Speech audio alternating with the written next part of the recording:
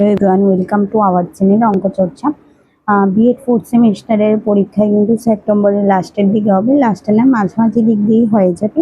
এখন থেকে কিন্তু তোমরা ফোর্থ সেমিস্টারের প্রিপারেশন নেওয়া শুরু করে দাও, নাহলে কিন্তু পরবর্তী সময়ে পারবে না।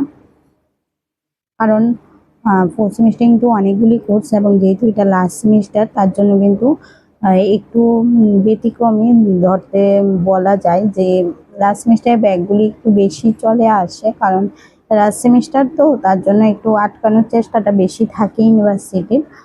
তো তার জন্য কিন্তু ব্যাক বেশি আসে ফোর্থ সেমিস্টারের মধ্যে। তো তোমরা যারা ফোর্থ সেমিস্টারের স্টুডেন্ট আছো তারা কিন্তু এখন থেকে এই সাজেশনগুলি নিয়ে পড়া শুরু করে দাও, কারণ আজকে আগস্টের 3 তারিখ হয়ে গেছে। তো আর বেশি দিন কিন্তু সময় নেই। রুটিনে আসে বসে থাকবে না, রুটিন কিন্তু একটু দিয়েই, মানে রুটিন কিন্তু প্রায় 1 সপ্তাহ আগে শুধু দেয়, আর বেশি আগে কিন্তু দেয় না। ফার্স্ট সেমিস্টার তোমরা দেখেছো কয়েকদিন আগে দেখে দিয়েছে রুটিনগুলি, তার জন্য রুটিনের আশায় কিন্তু বসে থাকবে না, একদম রুটিন দিয়েই কিন্তু পরীক্ষা হয়ে যাবে। যে রুটিন আসবে তারপর সাজেশন নেব বা নোট কালেক্ট করবো পড়বো, এরকম যাতে না হয়। তো চলো আমরা আজকে যে জিনিসটা নিয়ে আলোচনা করবো সেটা হলো বিএড ফোর্থ সেমিস্টারের সাজেশন 2026 এর।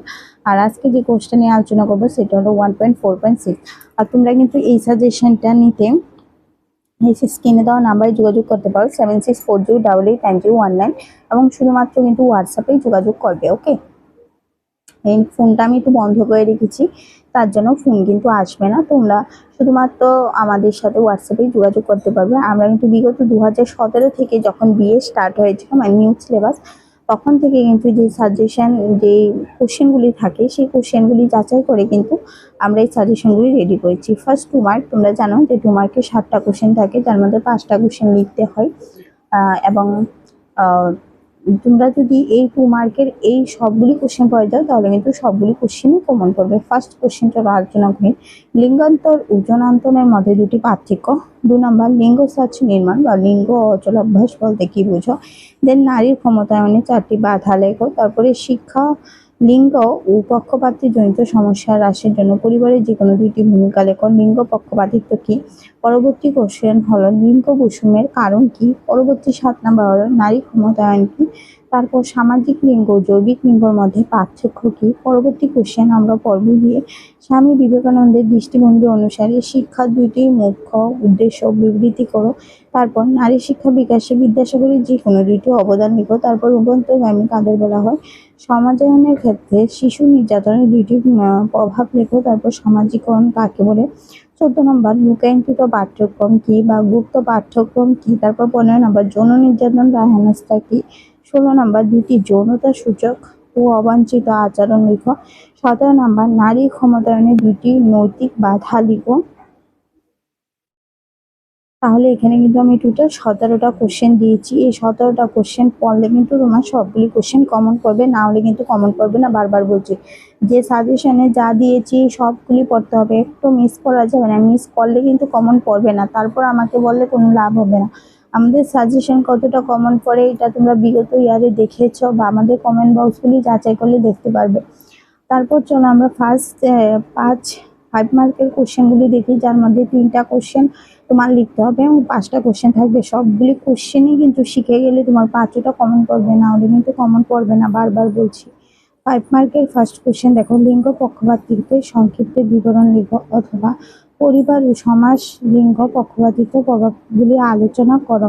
এটা কিন্তু 2019-এ এসেছিল এবং 2024-এও এসেছিল এটা। এবার কিন্তু 25-এ আসার কিন্তু সম্ভাবনা আছে। ভেরি ভেরি ইম্পর্টেন্ট একটা কোশ্চেন, এগুলি কিন্তু বারবার রিপিট করা হয়। নারী শিক্ষা ও সমাজ সংস্করণে রাজা রামমোহন রায়ের ভূমিকা লেখো, 2 নম্বর কোশ্চেন। এটা কিন্তু 2015-তে ফার্স্ট এসেছিল, আবার 2017-তে এসেছিল, দেন কিন্তু 2023-এও এসেছিল। এইগুলি কিন্তু ভেরি ভেরি ইম্পর্টেন্ট কোশ্চেন, এবং এই কোশ্চেনগুলি বারবার রিপিট করা হয় কিন্তু। ওকে, তারপর পরবর্তী কোশ্চেনটা আমরা দেখব। পরবর্তী কোশ্চেনটা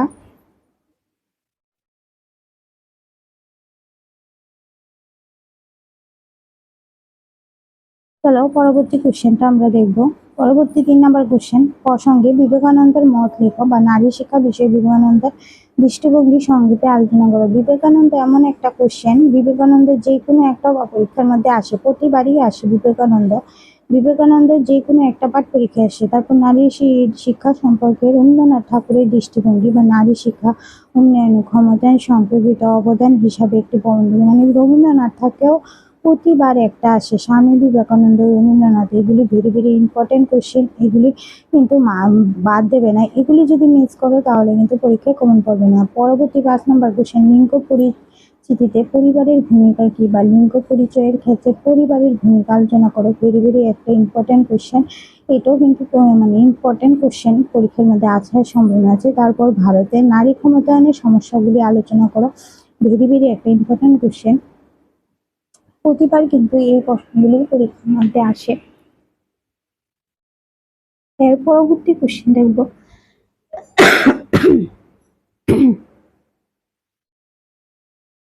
যৌন নির্যাতন ও প্রতিকারে আইনের নির্দেশিকা উল্লেখ করো। ভেরি ভেরি একটা ইম্পর্টেন্ট কোশ্চেন, এই কোশ্চেনটা কিন্তু পরীক্ষার মধ্যে এসে থাকে। আমি যতগুলি কোশ্চেন দিয়েছি সবগুলি কোশ্চেন কিন্তু ইম্পর্টেন্ট। পরবর্তী কোশ্চেন আমরা দেখবো, ধারাবাহিক হিংসতার সংস্থা হিসাবে কর্মক্ষেত্রে ভূমিকা আলোচনা করো। ভেরি ভেরি ইম্পর্টেন্ট কোশ্চেন, এই কোশ্চেনগুলি যতগুলি কোশ্চেন দিচ্ছি সবগুলি কিন্তু ইম্পর্টেন্ট কোশ্চেন। তাহলে 5 নম্বরের কয়টা কোশ্চেন দিয়েছি টোটাল? 5 নম্বরে কিন্তু 8টা কোশ্চেন দেওয়া হয়েছে। পরবর্তী আমরা কিন্তু 10 নম্বরের কোশ্চেন নিয়ে আলোচনা করব। 10 নম্বরের মধ্যে 2টা আসে, যার মধ্যে একটা কিন্তু পরীক্ষার মধ্যে কমন, মানে একটা পরীক্ষার মধ্যে লিখতে হয় এবং 2টোই কিন্তু কমন পড়বে যদি এই সাজেশনটা ফলো করে যাও এবং এই কোশ্চেনগুলি পড়ে থাকো। 1 নম্বর, যৌন নির্যাতন প্রতিকারে পরিবার বিদ্যালয় পরিবেশের ভূমিকা আলোচনা করো বা যৌন হয়রানি বা নির্যাতনের প্রতিকারিতা প্রতিষ্ঠা সংক্ষেপে আলোচনা করো। ভেরি ভেরি ইম্পর্টেন্ট কোশ্চেন, এই কোশ্চেনটি পরীক্ষার মধ্যে আসে এবং এই আইনগুলি ভালো করে দেখে নেবে যে কি আইন রয়েছে আমাদের সংবিধানের মধ্যে, যে ধারাগুলি রয়েছে এগুলি কিন্তু আমাদের যে কোনো পরীক্ষার জন্য ইম্পর্টেন্ট। কিন্তু মানে এই ক্ষেত্রে এই প্রশ্নটা ভেরি ভেরি একটা ইম্পর্টেন্ট কোশ্চেন, সবগুলি কোশ্চেনই ইম্পর্টেন্ট, সবগুলি কোশ্চেনই কিন্তু আসার চান্স অনেক বেশি রয়েছে। তারপর পাঠ্যপুস্তকের লিঙ্গ বৈষম্যর বিভিন্ন দিকগুলি সংক্ষেপে আলোচনা করো। ভেরি ভেরি একটা ইম্পর্টেন্ট, এটা শুধু যে বাবা সাহেব আম্বেদকর ইউনিভার্সিটিতে যতগুলি কলেজ আছে প্রায় 206টা এখানে আসে এমন না, এটা যে বর্ধমান ইউনিভার্সিটি আন্ডার, তারপর যাদবপুর ইউনিভার্সিটি যেগুলি আন্ডার আছে আর কি, হ্যাঁ ওইগুলিতেও কিন্তু এইগুলি এসে থাকে। চলো আমরা পরবর্তী দেখবো 3 নম্বর, নারী শিক্ষা ও সমাজ সংস্কারে বিদ্যাসাগরের ভূমিকা লিখো।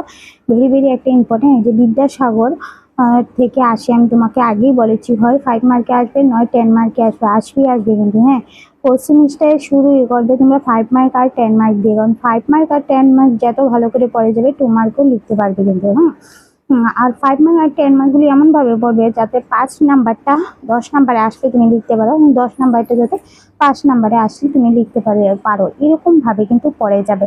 মানে পড়াটা এরকমভাবে পড়বে, স্মার্ট ওয়ার্ক করবে, ঠিক আছে? হার্ড ওয়ার্ক আজকাল দিনে করলে হয় না, আজকাল দিনে স্মার্ট ওয়ার্ক করতে হয়। পরবর্তী কোশ্চেন আমরা আলোচনা করব, নারী বিদ্যা চর্চার দৃষ্টি ভঙ্গির রূপদশা পরিবর্তন আলোচনা করো, অথবা লিঙ্গ পরিচয়ের অধ্যয়নে ভাব কাঠামো বদল বলতে কি বোঝো। উদাহরণস্বরূপ নারী চর্চা থেকে লিঙ্গ চর্চার দৃষ্টিভঙ্গির প্রধান দিকগুলি। তারপর হলো নারী বিষয়ক চর্চার মূলান্তর বা নারী চর্চা থেকে লিঙ্গ চর্চার দৃষ্টিভঙ্গি। এই যে মানে কোশ্চেনগুলি দিলাম না, এতগুলি কোশ্চেন, এগুলি একবার একরকমে এসেছে, একবার 2015-তে এরকম আসছে এবং দেখলাম সেমই আনসার, কিন্তু এই কোশ্চেনটা আবার 2017-তে অন্যরকম ভাবে দিয়েছে, আবার দেখলাম যে 2023-এ অন্যরকম দিয়েছে, আবার দেখলাম 2020-এ অন্যরকম এসেছে। মানে প্রতিবার এই কোশ্চেনটা আসে কিন্তু অন্যরকম ভাবে আসে, একটু ঘুরিয়ে ফিরিয়ে দেওয়া হয়। তো তার জন্য কিন্তু সবগুলি কোশ্চেন আমি দিয়ে দিয়েছি, কারণ এটা আবারও রিপিট হবে, তখন যাতে তোমরা বুঝতে পারো। দেখো এমন হবে যে কোশ্চেন তোমাদের কমন পড়ে না, আনসার কমন পড়বে। বিএটের ক্ষেত্রে কিন্তু এরকম হয়, কারণ প্রতিবার কোশ্চেনগুলো কিন্তু ঘুরিয়ে ফিরিয়ে দিয়ে যায়। এই যে এরকম সমাজে লিঙ্গ বৈষম্যের কারণগুলি বর্ণনা করো, এটা কোশ্চেন নাও আসতে পারে, অন্য কিছু কোশ্চেন দিয়ে দিতে পারে, ঘুরিয়ে ফিরিয়ে দিতে পারে, এরকম আসতে পারে। সমাজে লিঙ্গ বৈষম্য নিয়ে আলোচনা করো, তারপর লিঙ্গ বৈষম্য সমস্যাগুলি কি বা লিঙ্গ বৈশিষ্ট্য লিখো, উদ্দেশ্য লিখো, এইরকম ভাবে কিন্তু দিয়ে দেবে, মানে ঘুরিয়ে ফিরিয়ে দিয়ে দেবে। আনসার তোমার কমন থাকবে কিন্তু দেখবে কোশ্চেন তোমার কমন পড়বে না, এরকম হবে, কারণ একই কোশ্চেন এটা বিভিন্ন ভাবে ঘুরিয়ে ফিরিয়ে লেখা যায়, ঠিক আছে?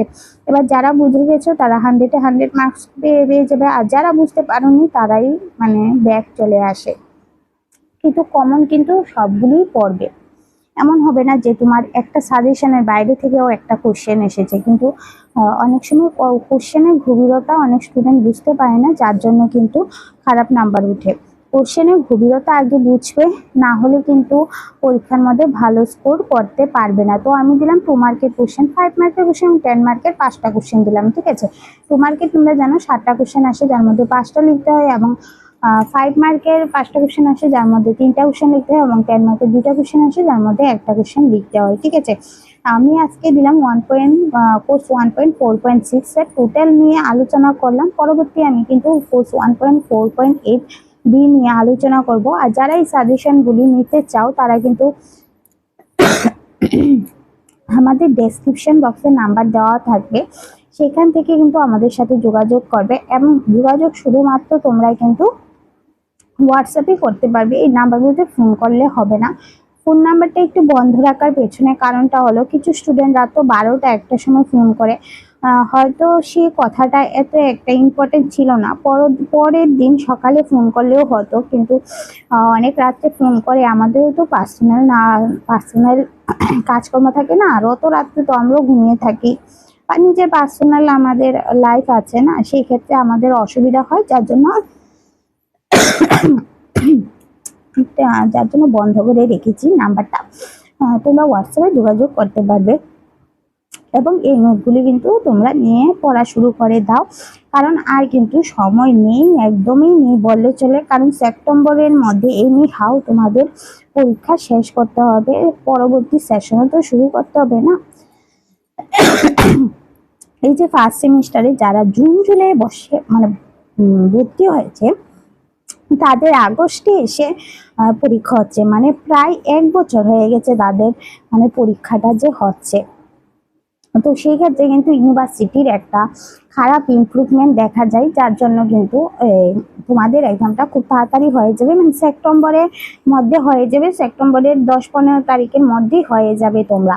তো যারা এখনো প্র্যাকটিক্যাল অ্যাসাইনমেন্ট কমপ্লিট করোনি, এগুলি করে নাও এবং সাজেশনগুলি পড়া শুরু করে দাও, যাতে তোমরা 4th সেমিস্টার ভালো রেজাল্ট করতে পারো, কোনোভাবেই যাতে ব্যাক না আসে। ব্যাক আসলে কিন্তু মানে 1 বছর তোমার লস হবে, কারণ আবার পরের বছর গিয়ে তোমার 4th সেমিস্টার এক্সাম দিতে হবে, তারপর তোমার রেজাল্ট আউট হবে, মার্কশিট আসবে, প্রায় অনেক দিনের কিন্তু একটা তুমি আটকে যাবে, মানে তুমি বিএড করে তারপর তোমার অনেক দিন বসে থাকতে হবে, তুমি কোনো এক্সামে বসতে পারবে না। তোমরা তো জানো বিগত যে ট্যাট পরীক্ষা হয়, আপার প্রাইমারি বলো বা SLST বলো, সেই ক্ষেত্রে কিন্তু লাস্ট মার্কশিটের আপলোড করতে হয়, এবং লাস্ট মার্কশিটে তুমি কত নাম্বার পেয়েছো সেই কিন্তু পার্সেন্টেজটা আপলোড করতে হয়। তো সেই ক্ষেত্রে কিন্তু তুমি আটকে যাবে যদি 4th সেমিস্টারে তোমার ব্যাক চলে আসে। এরকমভাবে পড়ো যাতে ব্যাক কোনোভাবেই না চলে আসে, ঠিক আছে। তো চলো বাই, আজকে এখানে রাখছি, পরবর্তী পর্যায়ে কিন্তু পরবর্তী সাজেশন নিয়ে আমরা আলোচনা করব।